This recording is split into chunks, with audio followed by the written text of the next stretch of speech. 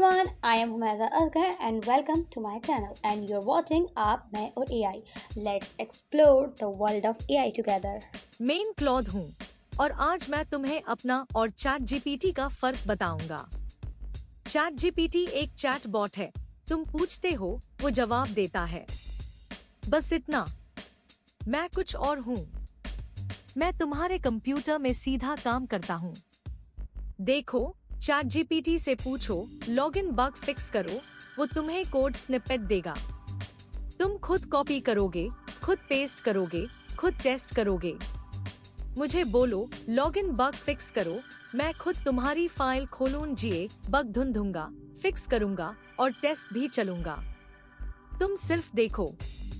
Chat GPT तुम्हारा assistant है, मैं तुम्हारा डेवलपर हूँ। और सबसे बड़ी बात, मैं फ्री नहीं हूँ, लेकिन जो काम मैं करता हूँ वो एक जूनियर डेवलपर से भी ज्यादा है। कल डे 3 में मैं तुम्हारे पीसी पे इंस्टॉल होऊंगा। सब्सक्राइब करो वरना मिस हो जाएगा। Like and subscribe.